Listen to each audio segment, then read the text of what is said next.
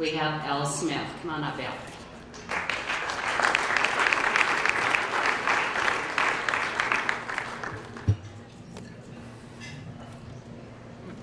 In the legislature 2011, the one that Schweitzer called bat crap crazy, one of the things that came out, and it was a planned move that the Republicans knew that Schweitzer would veto a lot of bills. So they put out a legislative referendum. And that would, all you needed was a majority vote, and would go on the ballot from the people of Montana, bypassing any chance of a veto.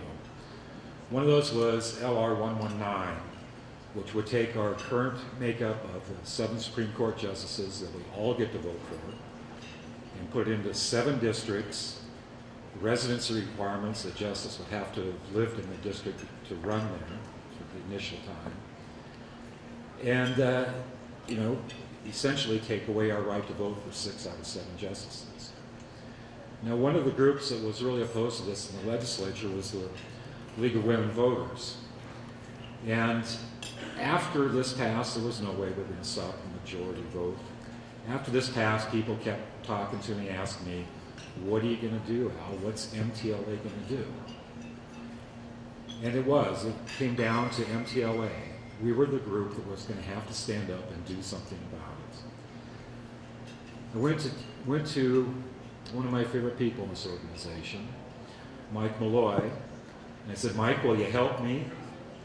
He's heard that request many a time, and he's always stepped up to help. Mike said he would take on the case if I'd round up the plaintiffs for him. And then Larry Anderson said he'd step up, he'd help Mike with this. And so I went out to look for, we decided to get 2 plaintiffs from each of the 7 districts, people that were electors, that had voted for Supreme Court justices in the past, wanted to vote for all 7 again in the future, and that were also property owners, and taxpayers, that their tax money was being wasted because this was a referendum to be run in the primary election, which required a special expenditure for the ballot language to go out. So I went to the League of Women Voters, got a bunch of volunteers that came from there. We got some folks that came from CONCON delegates, or Constitutional Convention delegates, and some of our members also. And those folks stepped up and said, you know what? We want to protect our constitutional rights to vote for all 7 justices in this state. Sure, sign me up as a plaintiff. And those folks are Arlene Reichert, Wade Dahood, and Jean Bowman, who were all 3 of the Constitutional Convention delegates. As you all know, Wade is one of our members also. Patricia Rosenleaf, Susan Lubbers, Joan Hurdle, Robert Filipovich, Karen Richardson, Dale McGarvey, another one of our members, Judy Mathre, Millie Gutkoski, Gladys Hardin, Louise Davis, and Merlin Davis. These were Montanans, most of them well over 60, most of them well over 70. These are folks that grew up in this state, understood that the Supreme Court was important, and understood that the people of Montana should get to vote for their Supreme Court justices. They answered the call. Larry and Mike answered the call, and for that, as you all know, LR 119 was thrown off the ballot thanks to the fine work of Mike and Larry. And for that, all these folks get our citizenship.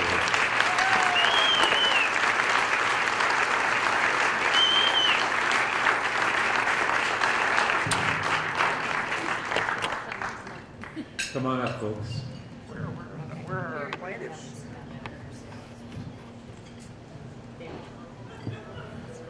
Dale McGarvey.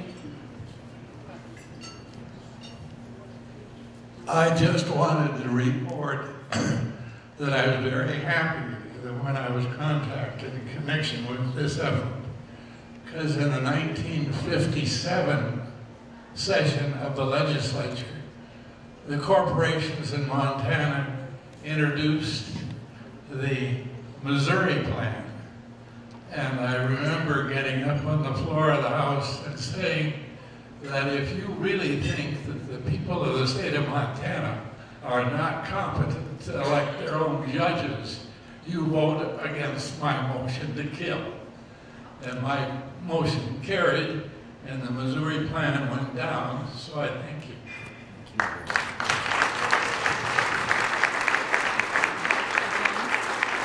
Jean Bowman, who is a Constitutional Convention delegate. I believe Jean told me she's the last living member of the Judiciary Committee. Is that correct?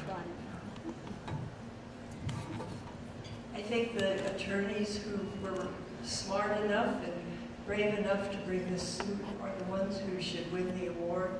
But I can't tell you how proud I am and pleased you have won the award. I have a real strong feeling about the importance of keeping our judiciary independent, and I think that this bill was probably designed to make that even harder than it already is.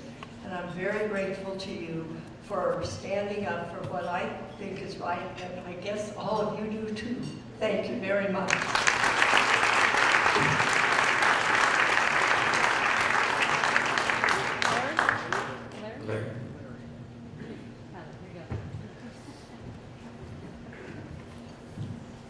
Thank you, Al, and the organization. This is quite an honor for these citizens, and when you see that citizens are willing to step up and defend what's right, it empowers us as lawyers to do what we know is the right thing to do. This case was on the fast track, and it took us all.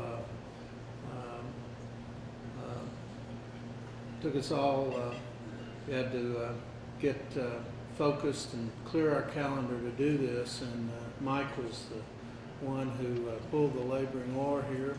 He's the one who argued the case in oral argument before Judge Reynolds, who really stepped up and did a fine job in writing a fine district court opinion. And what was amazing about this case is the Supreme Court justices who heard the case were really in a mode to focus this very quickly, and they put us on a fast track, and we got it done before the June ballot, and they're to be congratulated as well, because they worked very hard to write an opinion. Justice Nelson's opinion in this case is one for the ages, and I commend it to everyone to read.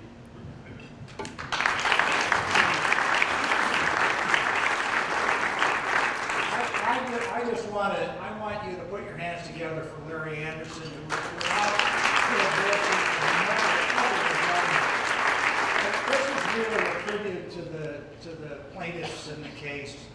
You know, sometimes you say we don't need plaintiffs, but these people believe so strongly in the concept of justice for everybody that they stepped up and put their names on the line, and I'm so proud of them and so feel so privileged to be able to represent them. And so this really is for them. Thank you all very much.